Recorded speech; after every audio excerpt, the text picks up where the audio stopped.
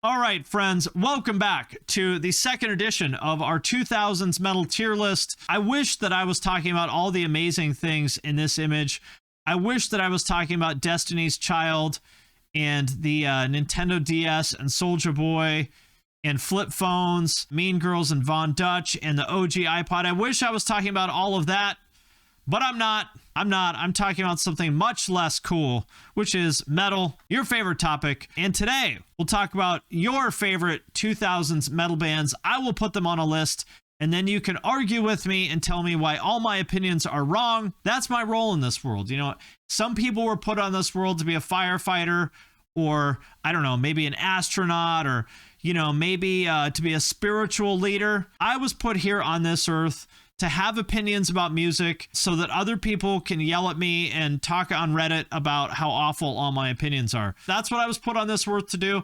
I don't consider myself a hero. I'm just a guy doing his job. And also, I'd like to thank Factor for sponsoring this video. If you're busy this fall, but you still want to eat well, and you should, then check out Factor. They make nutritious, chef-prepared meals delivered straight to your door that are ready in just 2 minutes. That means you can skip the trip to the grocery store and all the chopping and the prep and the cleanup, while still getting the flavor and nutrition that you need. And if you eat out a lot, it is a great way to save money. It's cheaper than takeout, or even worse, getting delivery, which in my opinion is a complete ripoff. And they have a ton of options. Personally, I like Calorie Smart, which is under 550 calories per serving, but they also have new lunch to go meals that are ready to eat with no microwave required, and their fancy new surf and turf options. Personally, I love that I don't have to think about what I'm gonna make for lunch. I just pick something out of the fridge and I know that it's gonna taste good and I'm still gonna hit my macro goals. So if you wanna check out Factor, and honestly, I think you should, head to factor75.com or click the link below and use the code FIN50 to get 50% off your first Factor box. Where should we start? I feel like there's a lot of bands we didn't get to in the last installment that definitely need to be in this one. And I would say maybe the first one of those is Lamb of God. The Lambs of God. You know, I think they're kind of an underrated band, which sounds weird to say because they're obviously really popular. Everyone knows Lamb of God. But I don't know. I feel like people don't talk about them as much as they should. I feel like they're a little bit slept on. Does it, you know what I mean? I feel like they're a little bit slept on. I think they're a great band. I would say maybe like their newer stuff, you know, maybe not as good as some of the older stuff, but when it comes to like groove, yeah, Lamb of God are the only band from that era that had a real sense of groove. I completely agree with that. I mean, Chris Adler's drumming alone is like, it's amazing. Like, it's some of the coolest drumming, and it's not just that it's super technical or anything like that. It is super technical, but more, it's just cool. You know, I remember I first heard them, they used to be called Burn the Priest, and I heard them, I think it was like 98 or 99. I got the Burn the Priest Agents of Satan split 7-inch, and I put that on, the first song on that. I was like, oh, I've never heard anything like this. Just the drumming alone made me go like, oh, this is really fucking cool. I've never heard anything like this. And to this day, I don't think there's anyone else that plays like Chris Adler. I don't think their songs are good enough to go on the S tier, but I would say like a strong A tier. That's what I think. A very strong A tier for Lamb of God. Great band, underrated. Put some respect on Lamb of God. Still doing it. Still doing it. I'll tell you a band that I do not get. I'm sorry. I know this is going to upset some people. I know this is going to upset some folks, but I'm going to do it anyway, because remember, my job is to have musical opinions on the internet that other people don't like. I'll say Cattle Decapitation is the band we're going to look at. I don't get it. I don't get it. I mean, I don't think they suck. I remember I liked some really old one. There was something really old that I used to like back in the day. I don't know. But Cattle Decapitation, I guess I don't really get it. I think they're perfectly fine. The thing with Cattle Decapitation, I think, is that for a lot of people, for some reason, maybe this was like the first kind of like really heavy death metal band that they ever heard. By the time I heard Cattle Decapitation sometime in the 2000s, I'd probably been listening to death metal for, I don't know, 15 years or something like that. So by the time I heard them, I was like, oh, this is fine. Yeah, To Serve Man, that was pretty good. That's a good one. But I don't get the hype. I really don't understand why people love this band so much. I think they're perfectly fine. But they go in the C tier for me, just kind of like, you know? Certainly not bad, but I don't get the hype. How about 18 Visions? We got to talk about 18 Visions. The creators of Fashion Core, 18 Visions. We got to talk about them. Now, there's many different eras of 18 Visions. What I'm going to talk about, though, is the butt rock era of 18 Visions. After they stopped playing hardcore and started doing songs for pro wrestling with their vegan leather jackets, I saw them... here we go. I love this shit. This is my favorite era of 18 Visions. Controversial opinion, I know. Hot dog rock, yes. Here it is. There are many different eras of 18 Visions, and you know, this is probably the one that people like the most. I think it's great. And to give you an idea of where they fit in, I've seen 18 Visions a bunch of times, but the last time I saw them was at X Fest in Dayton, Ohio, I think in 2006, with Hinder. And to give you an idea of where they were headed, they're like, we want to be the next Hinder. And that's what they were trying to do. They never quite pulled it off, but I thought they were great. I love 18 Visions, love everything they've done. But if we're talking about just butt rock era 18 Visions, as much as I love them, you know, can we really say that they belong on the same tier as Lamb of God? Probably not, but they're a solid B tier band. And as we've established before, the B tier is where all the action is. That's where the underrated gems are, the diamonds in the rough. Much better than Cattle Decapitation. Come on, people. Put some respect in 18 Visions. How about Bleeding Through? 18 Visions' sister band. For those who don't know, the singer of Bleeding Through, Brandon, was originally the guitarist in 18 Visions. And then he started Bleeding Through as like a side project, and then made Bleeding Through his main band. This shit's a little messy now, but I think it's pretty good.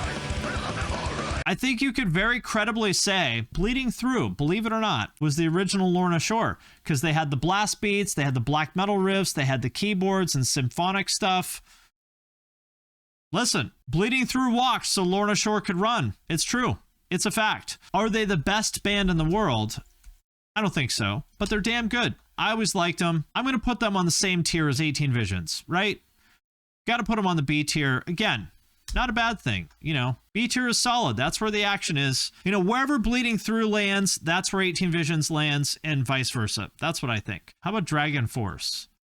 Dragonforce, I think they started in the 90s or something like that, but clearly came into their own in the 2000s, courtesy of Guitar Hero. I heard about Dragonforce a long time before this, maybe like in the early 2000s or something like that, because I was a giant metal nerd. Believe it or not, for all the people who say that I don't know anything about metal, the fact of the matter is, I was spending all my free time on the Relapse Records message board back in like 2002, just obsessively studying every random band that I possibly could. I'm sad to say that I squandered many years of my teens and early 20s on metal. So I heard Dragonforce sometime around then, the early 2000s. And then when I was in college in like 2007 or 8 or something, yeah, I'm a recovering neckbeard, it's true. My economics professor, who was a younger guy, he was maybe in his 30s or something, made a reference to Dragonforce, and I was like, what?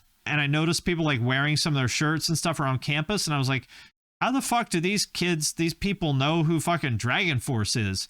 And that's when I realized that they were on Guitar Hero. You know, if you're around back then, you'll remember how important Guitar Hero was. Like, I mean, how many bands basically owe their career to Guitar Hero? A lot of them, and Dragonforce probably the biggest one. I think power metal in general is a terrible genre. I've made fun of it many times before, and I will continue to make fun of it many times because, you know, there's a lot to make fun of. But as far as power metal goes, I think Dragonforce probably does it better than anyone. I don't know that I would say they're a great band, but I think, you know, they do it pretty well. I'm going to put them on the C tier here, along with Cattle Decapitation.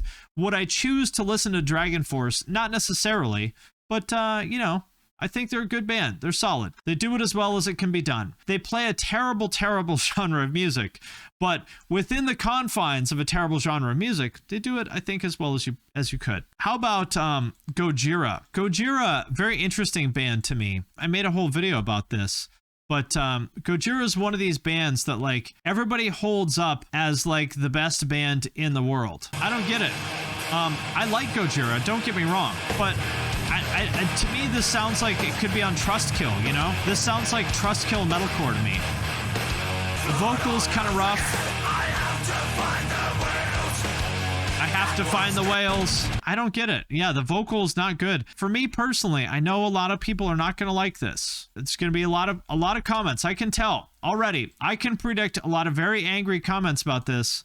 Respect to Gojira. They seem like great guys. I'll tell you what. I'll tell you right now. I would invite Gojira to my barbecue. I would. They seem like great guys, even though they might bring like vegan hot dogs or something. I'll tell you what, I have so much respect for Gojira that even if they brought gross vegan hot dogs to my barbecue, I would eat one and I would pretend to like it. That's how much respect I have for Gojira. You know, but if I'm being honest, to me, they're a C-tier band. They have some cool riffs. They've got a great drummer, but I don't get the hype. I just don't. I'm trying to think of an S-tier band. I'll tell you what, people. You know what? Fuck it. Fuck it. Tell you what. You know what's S-tier, people? I'll tell you what's S-tier, people. It's this. It's your boys in Five Finger Death Punch. Especially this song. I'm tired of the bullshit, people. I'm tired of it. Tired of the bullshit. I'm tired of dudes jerking off over fucking drummers and riffs. I'm tired of people talking about how important this band is and how, oh, their guitarist is so good, blah, blah, blah. Guess what, people? I don't give a fuck how good the guitarist is. All I want is to fucking rock the fuck out, and all I want to do is hang out in a rented mansion with girls like this, off-duty Vegas strippers in the pool. Right there. This is all I ever wanted out of life. Right here.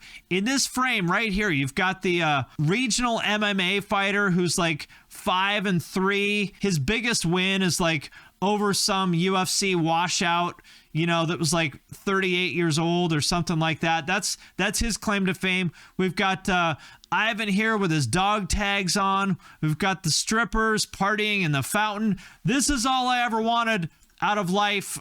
Out on parole. Exactly. I want to smell his fingers here. Exactly. This is all I ever wanted out of life. I wish I was these guys, and so do you. Anybody that says that they don't want their life to be like this screenshot right here is one of two things. You're either lying to yourself or you're a cuck who should be checked for low testosterone. One of those two things, possibly both. Possibly both. So there it is, people. I was trying to think, what S-tier band have we not talked about yet? And I'm going to say it, Five Finger Death Punch. It's it.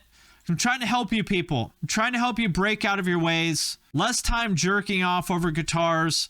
Less time nerding out over who's the best drummer. Less of that. More just like, can I listen to this and pound a fucking... I don't even know. I don't drink beer, so I don't know. Can I pound a beer while I listen to this with my bros and party with strippers in the desert? If the answer is yes, then it belongs in the S tier. If the answer is no, then it belongs in the fucking toilet. That's what I think. Trying to save you people from yourselves. How about Parkway Drive? Let's talk about Parkway Drive. Have you guys seen the Parkway Drive DVDs back in the day? They made these two DVDs that were like kind of like surf movies that just like document them when they're going on tour, stuff like that. And I think this is the thing that made so many people fall in love with this band, because it just seemed like the coolest guys. Talking about their hometown over in Byron Bay and, you know, boogie boarding. How could you not want to hang out with these guys? I mean, look at this. What's not to love? Tell you what. Parkway Drive is for the boys. Look at this right here. Parkway Drive is for the boys. Some wholesome, clean-cut Australians horsing around. You know, before this, I saw these videos after I had heard the band. And at first I was like, I don't know. I don't really get the hype. And then after I saw these DVDs, I said, you know what? I like this band. Just guys being dudes. So, you know, it's not necessarily the most original thing in the world, right? You know, it's meat and potatoes metalcore, but they seem like the best guys. And, you know, the most important thing on any tier list is, would I invite them over to my barbecue? And absolutely, I would invite them to my barbecue. I'll tell you what, I think any barbecue without the members of Parkway Drive is just incomplete. That's what I think. Next time I have a barbecue, I'm going to look from side to side. I'm going to say, you know, the guys from Parkway didn't make it. Just, it feels empty without them. feels empty. That's what I think about Parkway Drive. And I don't know that anybody is going to go home and say Parkway Drive, you know, on a purely musical basis is like the best band in the world, right? But when you factor in the barbecue factor, when you include that, I would say solid A-tier band if you factor in the barbecue factor. No barbecue is complete without the boys in Parkway Drive. They belong in the A tier. That's what I think. Okay, the Faceless. You know what? Yeah, let's talk about the Faceless. I've made fun of brutal technical death metal many times. I've made fun of technical brutal death metal many times. I have said many times that if you listen to music with too many notes in it, that you're a virgin and you should go listen to Demi Lovato. But I'll tell you what, you may be surprised. I absolutely love the Faceless. Love them. The Faceless are actually one of my favorite bands, like, ever. I love them. As much as I have made fun of them, and will continue to make fun of metal fans, I love them, especially this album, Planetary Duality. This is my favorite song. I love this live version with, what's his name, Lyle? I forget his name. I love this album. I love this song.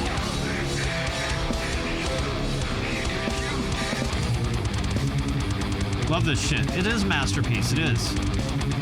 It's an absolute masterpiece. Lyle Cooper. Yeah, that's his name. This is the pinnacle of Sumerian core. It's true. Love this album. I love this band.